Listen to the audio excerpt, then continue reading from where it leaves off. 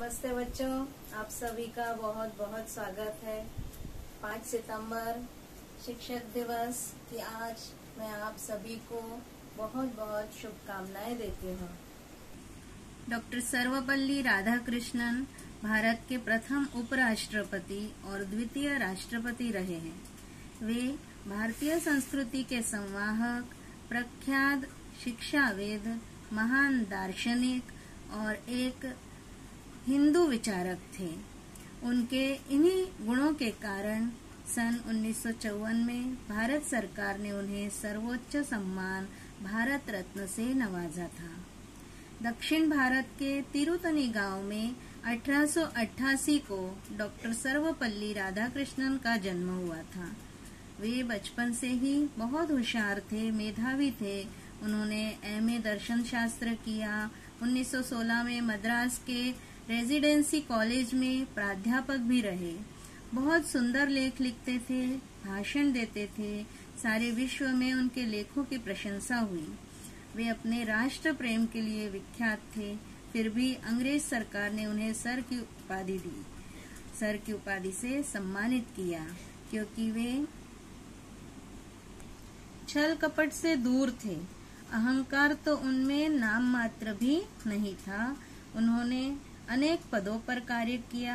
1952 में भारत के उपराष्ट्रपति बनाए गए। 1962 में राष्ट्रपति बने। वे जीवन भर अपने आप को शिक्षक मानते रहे। अपना जन्म दिवस शिक्षकों के लिए समर्पित किया। इसलिए सारे भारत में 5 सितंबर शिक्षक दिवस के रूप में मनाया जाता है। आदर्शों की मिसाल बनकर बाल जीवन संवारता शिक्षक, सदाबहार फूल सा खिलकर महकता और महकाता शिक्षक, नित नए प्रेरक आयाम लेकर हर पल भव्य बनाता शिक्षक, संचित ज्ञान का धन हमें देकर खुशियाँ खूब मनाता शिक्षक, खुशियाँ खूब मनाता शिक्षक। बच्चों, शिक्षक का हमारे जीवन में बहुत महत्व होता है। सफलता की पहली सीढ़ी गुरु ही होता है, जिसके माध्यम से हम जीवन में आगे बढ़ते हैं। डॉक्टर सर्वपल्ली राधाकृष्णन कहते हैं कि पूरी दुनिया एक विद्यालय है।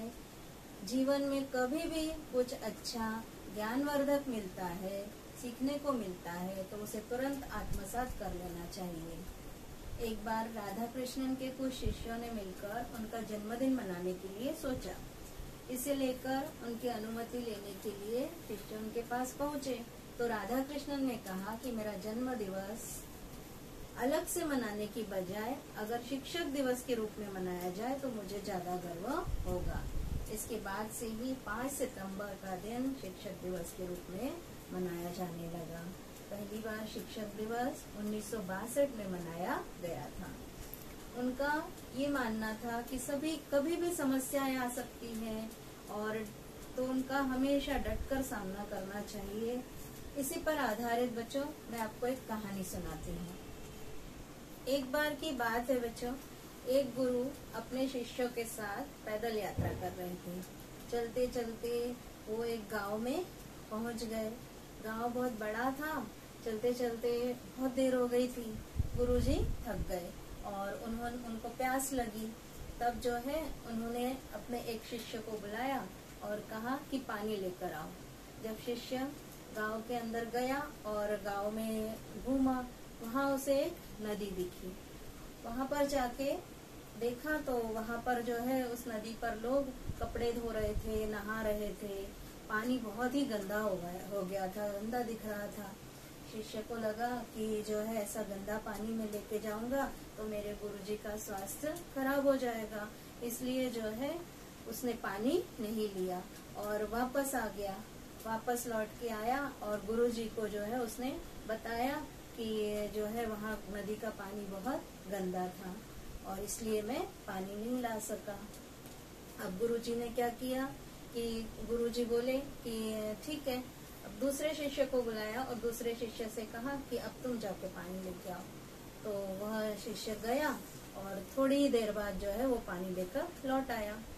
गुरुजी बोले कि नदी का पानी तो बहुत गंदा था, तो तुम पानी लेकर कैसे आ गए? शिष्य क्या बोला कि गुरुजी, नदी का पानी तो वास्तव में बहुत गंदा था, लेकिन थोड़ी देर जो है मैं वहाँ रुका, लोग जो है नहा धोकर वहाँ से निकल गए, और जब नदी का पात्र खाली हो गया उस समय थोड़ी देर में वहाँ इंतजार करता रहा। इंतजार करने पर नदी का पानी क्या हुआ, पानी बह बहकर ऊपर का पानी मिट्टी मिट्टी सारी नीचे बैठ गई और नदी का पानी जो है साफ हो गया, और वह ऊपर वाला साफ साफ पानी में आपके लिए भरकर लेकर आ गया। तो गुरुजी जो है सुनकर बड़े प्रसन्न हुए, और उन्होंने जो है बाकी सारे शिष्यों को सीख दी कि हमारा जीवन भी इसी नदी के पानी की तरह ही होता है। जीवन में कई बार दुख और समस्याएं आती रहती हैं, तो जीवन रूपी पानी गंदा लगने लगता है, जीवन एकदम खराब लगने लगता है, जीने की आस छोड़ देते हैं लोग। लेकिन अगर थोड़ा इंतजार करें, सब्र करें, तो स्वतः ही दुख और समस्याएं नीचे दब जाती है, निकल जाती है, और अच्छा समय ऊपर आ जाता है।